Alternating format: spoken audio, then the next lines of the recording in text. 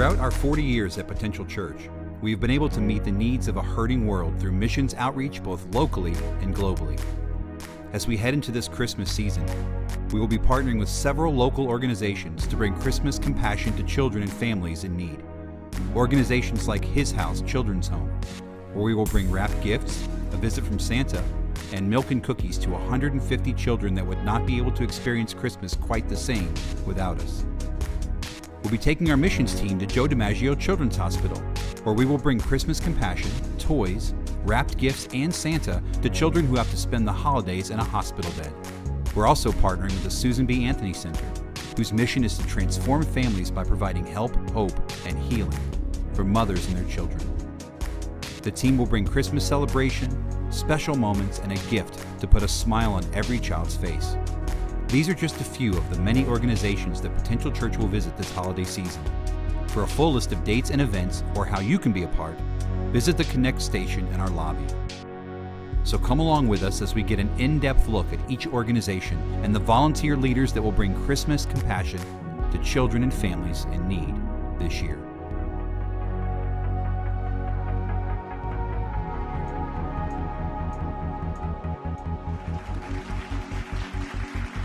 Quiero que miremos una historia. Tal vez han escuchado esta historia antes. ¿Cuántos han escuchado la historia del buen samaritano? ¿Saben de qué estoy hablando cuando hablo del buen samaritano? Hay algunos que sí. Creo que en esa historia le hacen a Jesús la pregunta que a menudo le hacen. Quiero que veamos el contexto en cual la historia del buen samaritano es dada. Creo que a veces no lo entendemos bien. Está en Lucas 10. Quiero que leamos el versículo 25. Si quieren el programa, solo tienen que ir a nuestra app para el Android o iOS. La pueden descargar. Ahí tenemos todas las escrituras, el tema y esas cosas. También pueden conseguir una de papel en el lobby. En Lucas 10:25 dice, y un abogado. Entiendan, cuando ven la palabra abogado, no quiere decir abogado como alguien en la corte o presentando demandas. Este es un experto en las leyes del Antiguo Testamento. Los judíos tenían a estos expertos porque de acuerdo con el judaísmo hay 613 leyes en la Torá. Son muchas leyes para recordar, así que este hombre era un experto en eso. Se puso de pie, cual es importante, porque así es como demostraban respeto. ¿Qué hacemos hoy en día si estás en una clase y tienes una pregunta? ¿Qué haces? ¿Cierto? Si eres respetuoso, levantas la mano. En esos días se ponían de pie y llama a Jesús maestro. Dice, y lo puso a prueba. En verdad no sabemos cuál era su motivo, pero esta es su pregunta. Maestro, ¿cuál es la próxima palabra? Hacer para tener la vida eterna. ¿Qué debo hacer para tener la vida eterna? Pudiéramos decir, ¿qué debo hacer para ir al cielo? Ser salvo o experimentar la salvación. ¿Cómo responderías a esa pregunta? ¿Qué hiciste si eres cristiano para tener la vida eterna? A veces usamos palabras religiosas para hablarle a las personas sobre eso. Les hablas sobre, ¿tienes vida eterna? ¿Vas a ir al cielo? ¿Has confiado en Cristo? Cosas así. También hablan sobre la gracia. Esa es una buena palabra bíblica. Hablan sobre la fe. Tienes que tener fe y es a través de la gracia. Hablamos sobre amar a Jesús. Jesús me ama a mí. Usamos muchas palabras diferentes como estas, pero cuando hablas con las personas, luce diferente.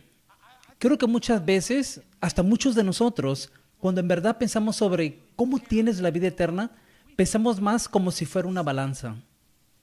Tendemos a pensar que la vida eterna está basada en la dirección que se mueve la balanza.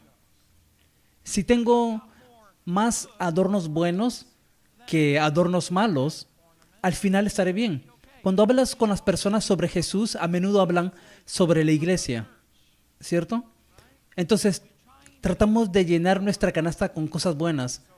Fui a la iglesia hoy día, eso es algo bueno. Y me bauticé una vez en mi vida, eso también es bueno. Cuando la balanza luce así, te sientes muy bien sobre ti. Soy un buen cristiano. Pero tenemos el otro lado de la balanza. Tal vez dijiste una mentira y está ahí. Tal vez viniste a la iglesia, pero llegaste tarde. No estoy hablando sobre nadie en específico, pero de vez en cuando sucede. Tal vez hay adulterio. Oh. En esta situación no nos sentimos muy bien. ¿Qué tenemos que hacer? Tenemos que hacer más bien. Es como, voy a dar a mi mayor regalo este año y voy a leer mi Biblia un poco más. Oh. Pero la vida es ida y vuelta. A veces es un pecado pequeño. Creo que la mayoría de nosotros, si no tenemos cuidado, así es como juzgamos la vida eterna. Aún mientras estás sentado ahí hoy día, si yo me siento contigo y digo, ¿vas a tener vida eterna? Sí, ¿por qué? Puede que hables sobre lo que has hecho o lo que haces. Fuiste en un viaje misionero. ¿Cómo responde Jesús esta pregunta sobre la vida eterna? Miren lo que dice en el versículo 26. A Jesús le encanta responder preguntas con preguntas. Versículo 26 dice, Jesús le respondió, ¿qué está escrito en la ley? ¿Cómo la interpretas? ¿Sabes las leyes del Antiguo Testamento? ¿Qué dicen que tienes que hacer? Y él respondió, ama al Señor tu Dios con todo tu corazón, con toda tu alma, con toda tu fuerza, con toda tu mente y a tu prójimo como a ti mismo. Esa fue su respuesta. Es una respuesta impresionante por esta razón. Estas dos ideas nunca se habían juntado en las Escrituras hasta esta historia. Una está en Levítico y la otra está en el libro de Deuteronomio. Recuerden que hay 613 mandamientos en la Torá y él las ha reducido a 2. Tiene una mente asombrosa. ¿Cómo responde Jesús? Ama a Dios y a las personas. Eso es lo que este hombre básicamente dijo. Si amas a Dios y a las personas, al final todo va a estar bien. ¿Qué dice Jesús en el versículo 28? ¿Tiene razón? ¿Ama a Dios y a las personas? ¿Ese es el camino a la vida eterna? ¿Qué dice Jesús? Y Jesús le dijo, ¿ha respondido, por la próxima palabra, correctamente? Y las próximas dos palabras, haz esto y vivirás. Haz esto y vivirás. Leen eso y tienden a pensar, debió haber respondido correctamente. Y lo hizo si estás prestando atención. ¿Recuerden cuál fue la pregunta? La pregunta fue, ¿qué debo hacer para tener vida eterna?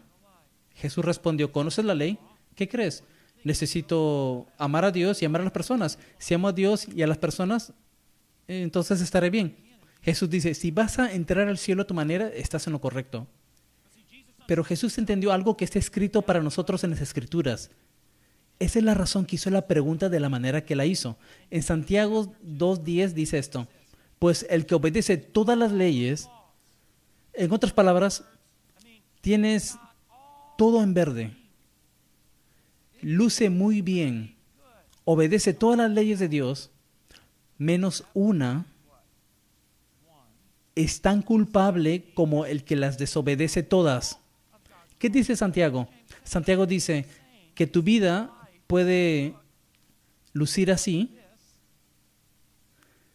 entonces luce bien, solo tiene verde, no tienes nada por aquí en lo rojo, los adornos de pecado.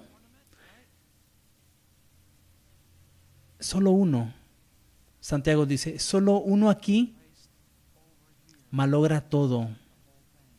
Porque cuando pones uno aquí, ¿qué dice? Dice que eres culpable de todos estos. Así que esa pequeña mentira, esa mirada a alguien del sexo opuesto, ¿qué hace?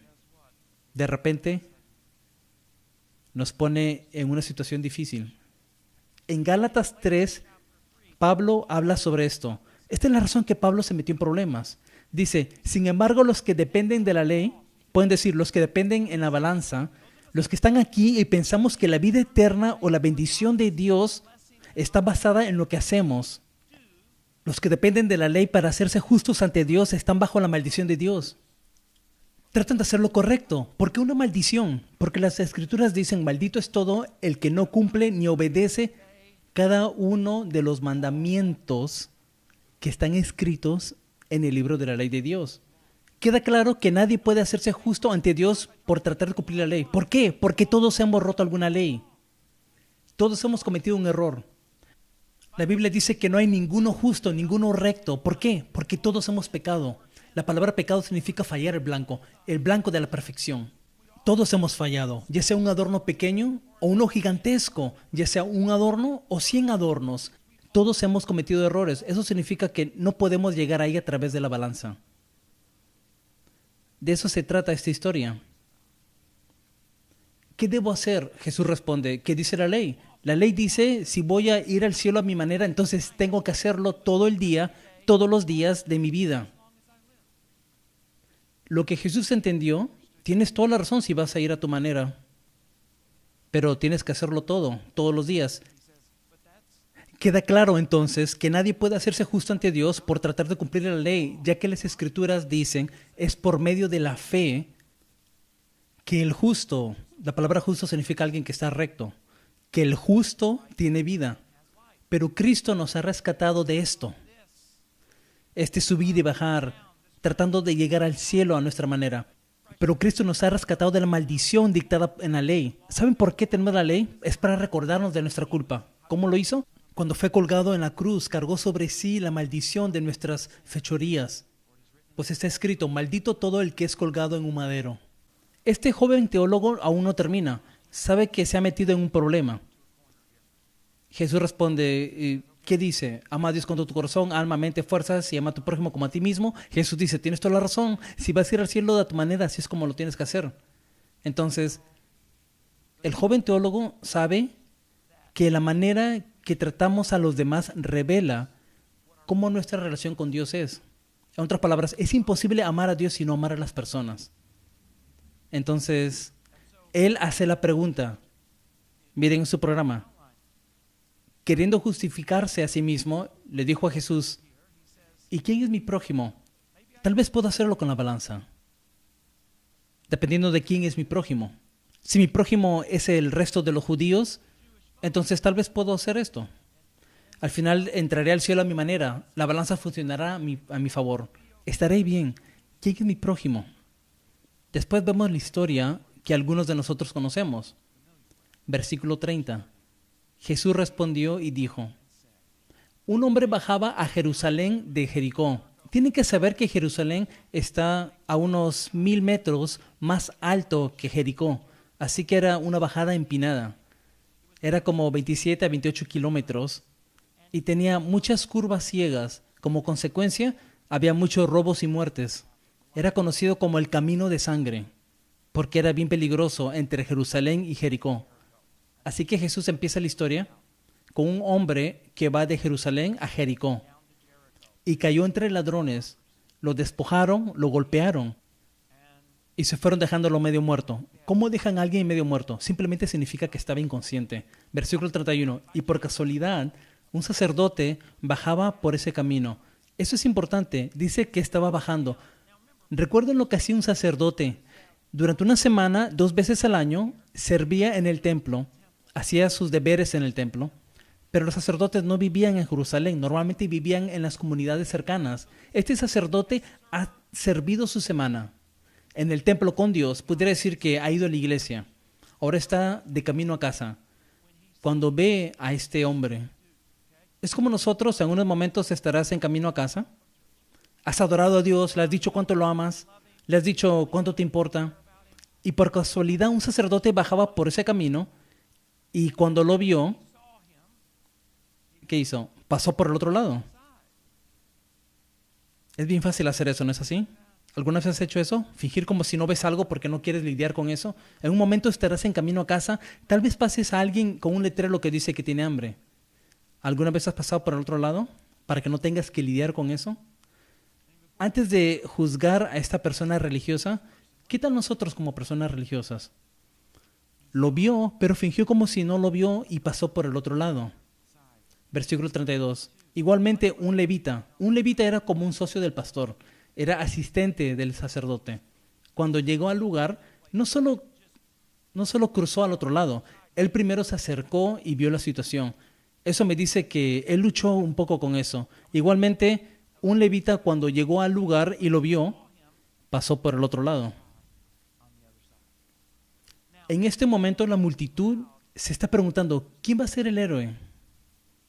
Pensaron que iba a ser el sacerdote. Ha estado en el templo con Dios, ha cantado, ha dado, ha predicado, ha hecho todas estas cosas, está en camino a casa y es obvio que Él es quien va a ayudar a alguien en necesidad, pero no lo es. Tal vez Jesús trata de recordarnos que todos somos importantes, así que va a ser el asistente, pero tampoco es Él. Después en el versículo 33, pero un samaritano, el problema con eso es que los judíos y los samaritanos se odiaban. Veían a los samaritanos como mestizos. La razón que lo hacían es, si conocen su historia, saben que Israel fue dividido en dos reinos, el del norte y el del sur. El del norte era Israel y el del sur era Judá. El reino de Israel cayó en manos de Asiria antes que Judá. Asiria los llevó en cautiverio, después vinieron los babilonios y se los llevaron en cautiverio. También mandaron diferentes naciones a las tribus del norte y se casaron con ellos. Cuando se casaron dejaron de ser judíos puros. Si recuerdan cuando estudiamos el libro de Nehemías, los judíos regresaron a Jerusalén después de ser esclavizados por los babilonios para reconstruir la muralla y los samaritanos dijeron, queremos ayudar. ¿Qué dijeron los judíos? No son verdaderos judíos. No pueden ayudarnos con esto. Así que estos dos grupos, los samaritanos, tenían su propio templo y su propia manera de adorar. Simplemente no se gustaban el uno al otro, se odiaban el uno al otro, se despreciaban el uno al otro. Los samaritanos porque no los dejaban entrar y los judíos porque sentían como si no habían estado comprometidos porque se casaron. Pero un samaritano que estaba en un viaje, así que iba a un lado, tenía un lugar a donde ir, vino sobre él y cuando lo vio, sintió compasión. De eso se trata esta serie. Recuerden, la compasión no es solo ver una necesidad, es actuar sobre eso. Se acercó a él y vendó sus heridas. Cuando leen eso se lo pueden perder, pero piensen por un momento, ¿cómo hizo eso? ¿Estaba llevando vendas? ¿Acaso cargas vendas por si acaso te encuentras con alguien que está sangrando? Antes de venir a la iglesia, cariño, no olvides las vendas, uno nunca sabe. La manera que hizo esto es con su propia ropa. La rompió para usarla como vendas. Vendó sus heridas, sanó sus heridas con vino y aceite. Era como un antiséptico, era la medicina en esa época, y lo puso sobre su burro. Lo llevó a un pequeño hotel y allí lo cuidó. Al día siguiente sacó 2 denarios.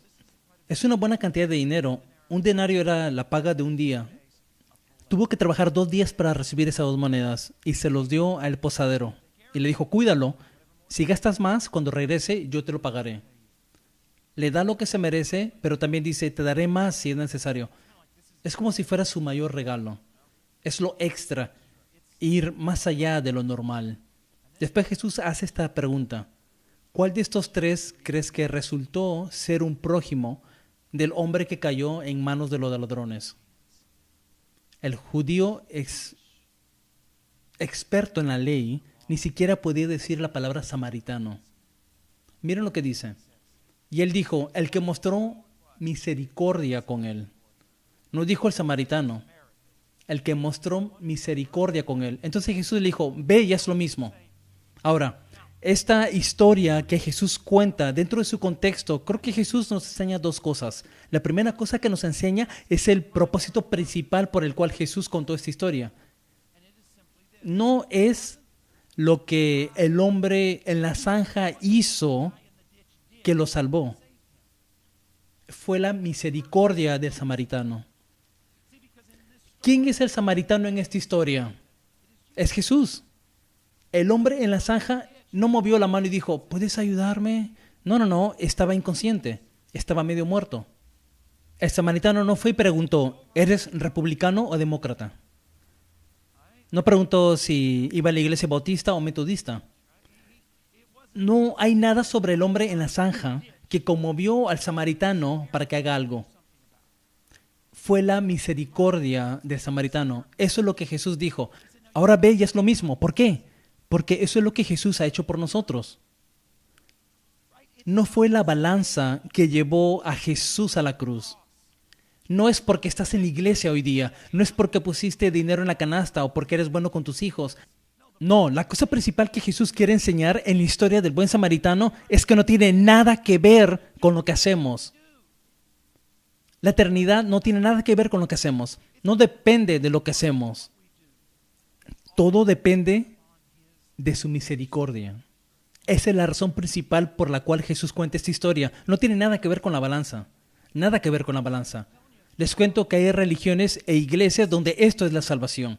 Haces suficiente bien y al final estarás bien. Tu bien puede compensar tu mal. Quiero que sepan que no hay ningún lugar en las Escrituras donde eso se enseña. En vez es lo contrario. Hay una segunda cosa que Jesús está enseñando. Nuestra compasión, nuestro ser un buen samaritano, viene de un corazón que ha recibido compasión. ¿Por qué damos? ¿Por qué servimos a los necesitados? ¿Por qué venimos para adorar juntos y servirnos el uno al otro? Es porque esa compasión no es para recibir algo, sino porque hemos recibido algo. Pueden verlo así. Respondemos al amor de Dios. En otras palabras, ¿por qué amamos a Dios? Porque Él nos amó primero. Nadie aquí amó a Dios primero. No fuiste buscando a Dios, Él vino buscándote a ti y a mí. Así que respondemos a su amor. Pero la segunda cosa que nos enseña es mostramos el amor o la compasión a los demás. Mientras respondemos al amor de Dios, no ando caminando diciendo, te amo a ti si tú me amas a mí. Te sirvo si tú me sirves a mí. Seré amable contigo si eres amable conmigo. Si tu balanza tiene más bien, no. ¿Por qué nos servimos, nos damos, nos ayudamos? Porque es en respuesta a Él. Pablo dice esto, ¿quieres saber por qué hago lo que hago? El amor de Cristo me obliga. Eso es un reto. Cuando lo piensas bien, las Escrituras tienen muchos lugares donde mencionan esto. El mismo libro de la Biblia, miren lo que dice Lucas 6. Si solo aman a quienes los aman ustedes, ¿qué mérito tienen? Hasta los pecadores aman a los que los aman a ellos. Versículo 33. Y si solo hacen bien a los que son buenos con ustedes, ¿qué mérito tienen? Hasta los pecadores. La palabra pecador a veces nos hace retroceder, pero la palabra solo significa los imperfectos, los que han fallado el blanco de la perfección. ¿Qué mérito tienen? Hasta los pecadores hacen eso. Y si prestan dinero solamente a quienes pueden devolverlo, ¿qué mérito tienen? Hasta los pecadores prestan a otros pecadores a cambio de un reembolso completo. Versículo 35. Amen a sus enemigos, háganles bien. Presten sin esperar nada a cambio. Entonces su recompensa del cielo será grande.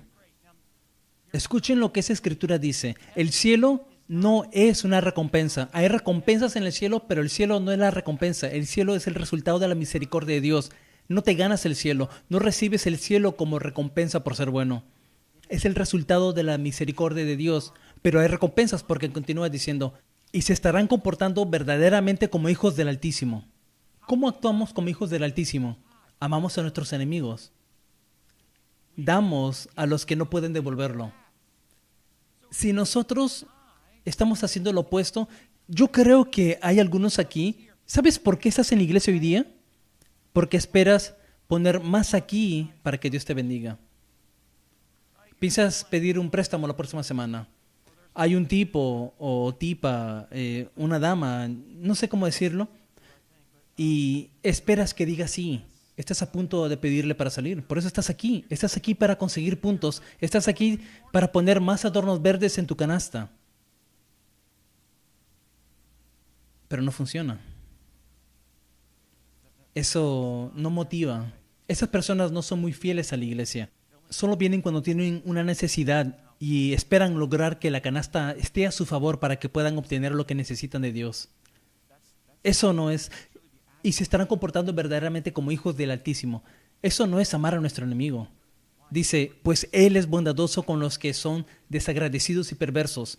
Deben ser compasivos, así como su Padre es compasivo. No juzguen a los demás y no serán juzgados. No condenen a otros para que no se vuelva en su contra. Perdonen a otros y ustedes serán perdonados. Después dice esto, den y recibirán. Lo que den a otros les será devuelto por completo, apretado, sacudido, para que haya lugar para más. Eso es interesante. Si te gusta el hielo y quieres más hielo en tu vaso, ¿qué haces? Agitas el vaso. ¿Para qué? Para que se junte y haga más espacio. Eso es exactamente lo que dice aquí. Den y recibirán. Lo que den a otros les será devuelto por completo, apretado, sacudido, para que haya lugar para más, desbordante y derramado sobre el regazo. La cantidad que den determinará la cantidad que recibirán a cambio. ¿Qué fue lo que dio el buen samaritano? Si dio en respuesta al amor de Dios, ¿qué dio? Recuerden que no es suficiente ver una necesidad. Eso no es la compasión, ¿cierto? Puedes ver una necesidad y seguir adelante. Puedes ver una necesidad desde la ventana de tu auto. Las personas hacen eso todo el tiempo. ¿Qué hacen las personas que solo ven una necesidad? Llama al congresista. Escribe un blog. Se lo cuenta a un pastor. Necesitamos hacer algo al respecto. ¿Escucharon eso en el trabajo? Debemos hacer algo. Alguien debe hacer algo al respecto. Debería ayudarlo. No sé por qué. Él tiene todo el dinero en el mundo. Está por aquí haciendo esto. Pero eso no es compasión. Los 3 hombres lo vieron. Miren lo que dice en el versículo 31. Y por casualidad un sacerdote bajaba por el camino y lo vio. Vio la necesidad, pero no hizo nada. Versículo 32. Igualmente, un levita también, cuando llegó al lugar y lo vio. Solo fue el buen samaritano en el versículo 33. Tuvo compasión. La palabra compasión significa lo sientes y haces algo al respecto. ¿No es más fácil ignorarlo? ¿No es más fácil estar en el auto, ver una necesidad y pensar, alguien debería hacer algo al respecto, pero continúas? Ver una necesidad en tu comunidad, en tu familia. ¿Por qué no satisfacemos la necesidad? ¿Por qué no nos detenemos o damos dinero al hombre con el letrero? Porque no se lo ha ganado. No se lo merece. La balanza.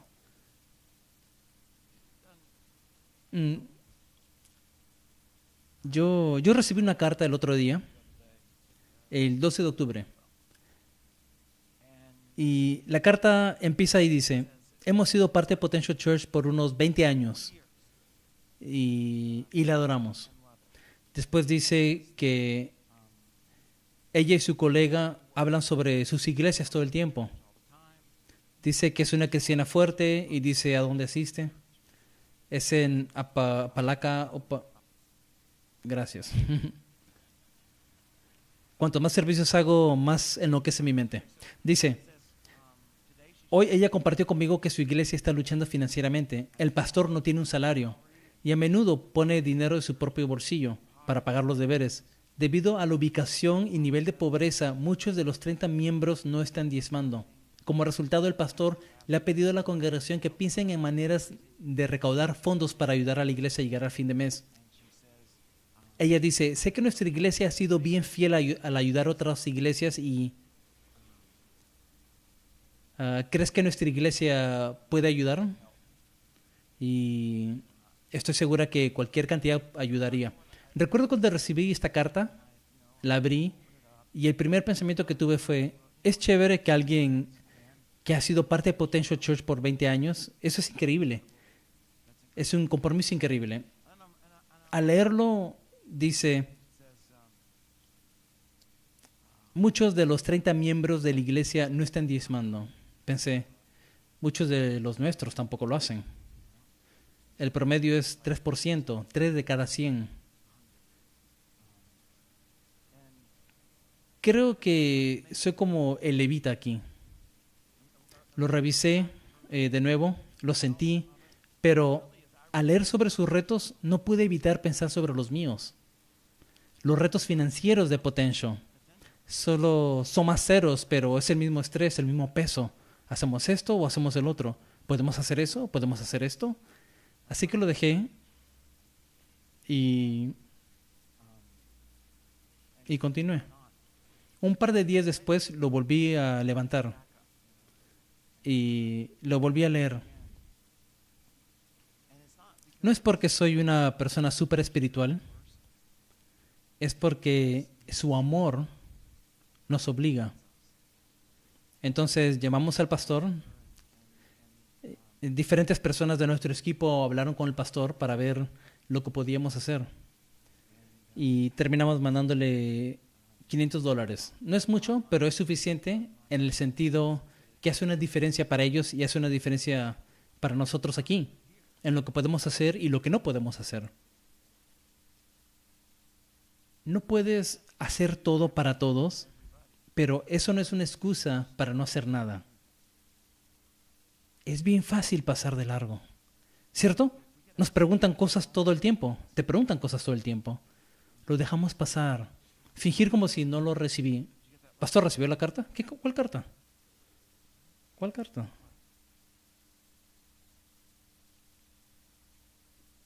Pero el amor de Cristo nos obliga. No es solo decir alguien debe hacer algo sobre esto. Esas personas que van a esa iglesia, no.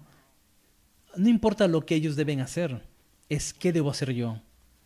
El fracaso de otra persona no descarta mi responsabilidad. ¿Qué dio el samaritano?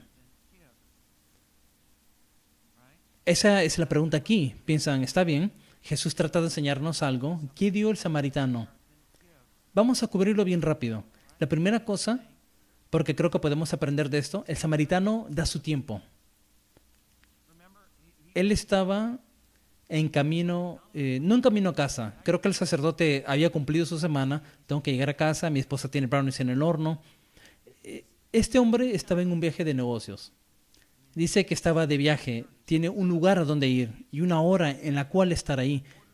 Pero para ser un buen samaritano, ¿qué tiene que hacer? Primero tiene que salir de su camino. No dice que se lo llevó a su hotel, dice que lo llevó a un hotel, lo llevó a un lugar donde no pensaba ir. Eso toma tiempo. Después se quedó una noche más. Repito, eso es tiempo. Va a impactar cuando va a llegar y cómo va a llegar. La compasión toma tiempo, ¿no es así? He descubierto que la compasión tiende a interrumpir nuestros planes. ¿Por qué harías eso? ¿Por qué daría su tiempo? Porque eso es lo que Jesús hizo por nosotros. Él es el buen samaritano y nosotros debemos imitarlo a Él. Miren lo que dice en Juan 1. Vino al mismo mundo que Él había creado, pero el mundo no lo reconoció. Vino a los de su propio pueblo y hasta ellos lo rechazaron. Entonces la palabra, en Juan 1 la palabra significa Dios, Jesús. Entonces la palabra se hizo hombre y vino a vivir entre nosotros. Estaba lleno de amor inagotable y fidelidad. Dios se hizo hombre, vino a la tierra y vivió entre nosotros. ¿Saben lo que eso es? Es tiempo. El creador del universo nos dio su tiempo. Caminó sobre la tierra. Creció en su humanidad en la tierra. Esto es lo que escribí en mi diario. Nuestra respuesta no cambió el tiempo que Él nos dio. ¿Qué dice? ¿Lo rechazamos? ¿No lo respetamos? ¿No le dimos la bienvenida? No es como si Dios dijo, si me van a rechazar, me voy de aquí. Muy mal, qué triste. Eso no es lo que dice. Nuestra respuesta no tuvo nada que ver con su compromiso. Es la misma cosa que sucede cuando experimentamos el amor de Cristo. No servimos porque aquellos que estamos sirviendo merecen nuestro servicio. Servimos porque Dios nos sirvió a nosotros, vino a la tierra y fue crucificado. No porque no lo ganamos, no porque lo merecemos, sino por su misericordia. Ya sea que vamos a un albergue de niños, a los que no tienen hogar, o a los que son adictos y luchan, no tiene nada que ver con lo que ellos se merecen. Es el amor de Cristo que nos obliga. Eso es la compasión. Es tiempo. Dar nuestro tiempo. Si vas a tener una Navidad compasiva, va a requerir tiempo. Requiere tiempo ir al albergue de niños. Requiere tiempo salir, comprar un juguete y traerlo. Requiere tiempo ser parte del servicio de alabanza. Requiere tiempo ser fiel e invitar a un amigo, escribir una carta, hacer una llamada, visitar a alguien, ir al lado. Todas esas cosas requieren tiempo, pero eso es lo que Él hizo por nosotros. Y por eso lo hacemos por otros. El samaritano también dio su comodidad. Da su comodidad. Recuerden que el hombre está inconsciente, está sangrando, está medio desnudo, lo venda con su propia ropa, lo sana con su vino y aceite, después lo pone sobre su burro. Si el hombre herido está sobre el burro, ¿dónde está el buen samaritano? Está caminando a su costado. Eso es incómodo. ¿Saben cómo sé eso? ¿Por qué llevó un burro? No lo llevó para caminar a su costado. Llevó el burro para montarlo. Pero estaba dispuesto a estar incómodo. ¿Por qué? ¿Porque el hombre en la zanja lo merecía? En ninguna parte en las Escrituras encontrarás eso. ¿Por qué lo hizo? Por el amor de Cristo. Por lo que Jesús hizo por nosotros. Estuvo dispuesto a estar incómodo. Miren lo que dice en Filipenses 2. No sean egoístas, no traten de impresionar a nadie, sean humildes. Es decir, considerando de los demás como mejores que ustedes. No se ocupen solo de sus propios intereses, sino también procuren interesarse en los demás. Esto es lo que quiero que vean. Tengan la misma actitud que tuvo Cristo Jesús. ¿Cuál fue su actitud? Aunque era Dios, no consideró que el ser igual a Dios fuera algo a lo cual aferrarse. En cambio, renunció a sus privilegios divinos, adoptó la humilde posición de un esclavo y nació como un ser humano. Cuando apareció en forma de hombre, se humilló a sí mismo en obediencia a Dios y murió en una cruz como morían los criminales. Les cuento que la cruz es incómoda. Sin embargo, como Él estuvo dispuesto a estar incómodo por nosotros, nosotros iniciamos la incomodidad. Esto es la compasión. Esto no causa que seas compasivo. ¿Por qué? ¿Por qué debe Dios bendecirte? ¿Porque eres bueno? ¿A quién vas a bendecir? A las personas buenas. Las personas en tu vida que tienen la balanza en el lado correcto. Eso no es lo que la Biblia llama compasión. No habla sobre los que se merecen la compasión. En vez, las Escrituras dicen, porque hemos recibido compasión, damos compasión. La incomodidad toma diferentes formas, ¿cierto? Tenemos el aspecto grande de ir a la cruz. También tenemos la incomodidad de, no lo sé, servir a personas que no conoces. Servir con personas. Yo soy tímido. Yo crecí en la escuela con miedo de levantar la mano. Era tímido. Como pastor, si voy a ayudar a las personas, necesito iniciar. No puedo esperar a que las personas digan, ayúdame, ayúdame. Tienes que iniciar, tienes que entrar en las vidas de las personas. Y es incómodo para mí. Sin embargo, la razón que debemos hacer lo que nos incomoda no es por nuestro amor de los demás. Nuestro amor por los demás viene porque Él nos amó primero. Las Escrituras nos ayudan a entender. ¿Saben por qué algunos somos bien egoístas? Es porque tienes religión. En la religión se gana así. Cuando miras en el mundo, ¿qué ves? Ves muchas personas que aún no se han ganado lo que tú, no se han ganado algo de ti. No se merecen tu tiempo. Trabajas duro. Si ellos trabajaran duro, tuvieron lo que tú tienes. Eso no es compasión. En ninguna parte dice que este hombre se merecía la compasión del samaritano. Y en ninguna parte de las Escrituras encontrarás que dice que nosotros nos merecemos lo que Dios ha hecho por nosotros. Es su amor por nosotros que causa que nosotros mostremos el mismo amor a otras personas. Estaba pensando, a menudo pensamos sobre la iglesia, a veces hablo con personas y dicen, ¿sabes? Venimos a Potential y satisface nuestra necesidad. En verdad, estamos confundidos. No debemos estar aquí porque la iglesia satisface nuestra necesidad. Debemos estar aquí para satisfacer las necesidades de otras personas. ¿Qué hace Dios en nuestras vidas al satisfacer las necesidades de otras personas? Satisface nuestras necesidades. Así que da su tiempo, da su comodidad y por último, da sus recursos. ¿Cierto? La paga de 2 días. Eso es bastante dinero.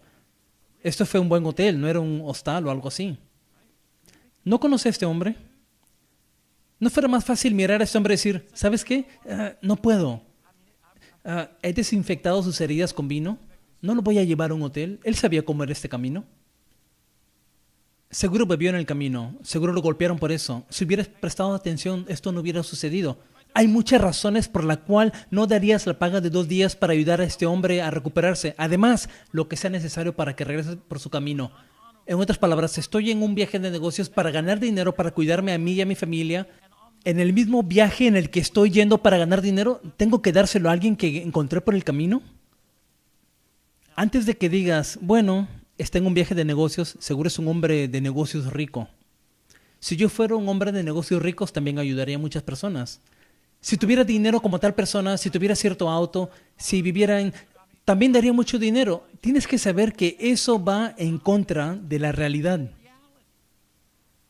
Las riquezas tienen un efecto negativo en la generosidad de las personas. Piensa sobre esto.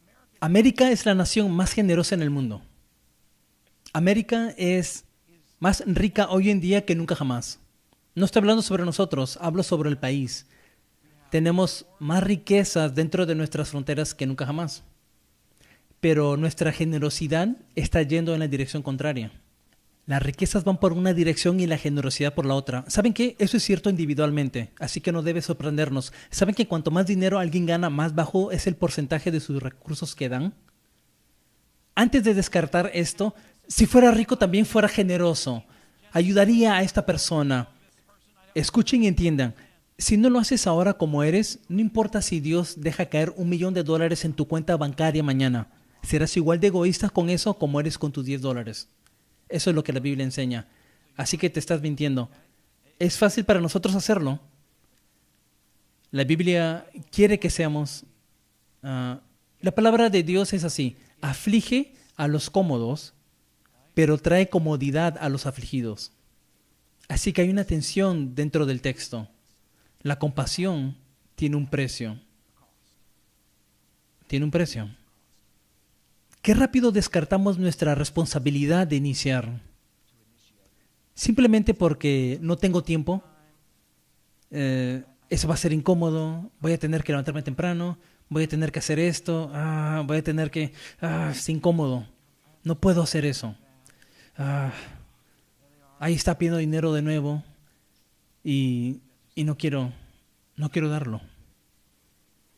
Nuestra compasión es el resultado de lo que nosotros vemos. Y lo que vemos es determinado por quienes somos.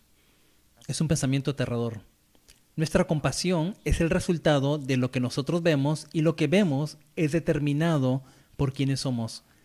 Tengo un amigo que es como un mentor para mí. Es un agricultor de arroz en Walker, Arkansas. ¿Alguna vez han ido ahí? Solo hay 113 personas viviendo ahí, pero uno nunca sabe. Es un agricultor de arroz. Íbamos a diferentes lugares en el auto. Él estaba manejando.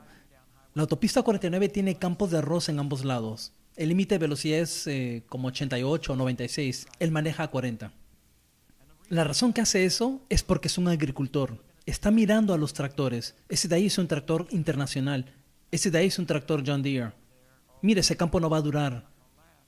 El de ahí tiene una bomba. ¿Saben qué? Cuando yo manejo por los campos de arroz, yo manejo rápido. No me importa.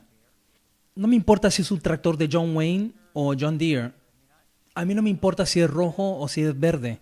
No me importa si el campo va a durar. Ni siquiera me gusta mucho el arroz. Ahora, si estás de pasajero cuando manejo, voy a ir lento cerca de las iglesias. ¿Por qué? Porque soy un pastor. Si vas con un policía, ¿qué vas a ver? Vas a ver criminales por todos lados. ¿Qué vas a ver si vas con un ladrón? Víctimas. ¿Te diste cuenta que esa puerta estaba sin seguro? Su billetera se está saliendo de su bolsillo. No lo vas a notar, pero él sí, porque es un ladrón. Quien somos determina lo que vemos determina lo que hacemos. Eso condena. ¿Por qué? Porque nos dice que lo que vemos revela quiénes somos. ¿Qué ves en tu vecindario? ¿Qué ves en nuestra comunidad? ¿Qué ves cuando vienes a la iglesia? ¿Ves oportunidades para dar tu tiempo, dar tu comodidad, dar tus recursos? Es un reto. Mientras leía la historia, quería terminar con estas preguntas. Esta es la primera. Porque hay dos cosas que trata de enseñarnos. Una es, ¿tienes la vida eterna? No pregunto si has sido bautizado, porque eso no tiene nada que ver con la vida eterna. No pregunto si eres miembro de alguna iglesia. Eso no tiene nada que ver con eso. No estoy preguntando si puedes citar las escrituras. No tiene nada que ver con eso. La vida eterna no está basada en cuántos adornos verdes tienes en tu canasta. Está basada en una cosa. Todo el que invoque el nombre del Señor será salvo. Es rendirse a Él. Es admitir que no puedes hacer nada para ganártelo.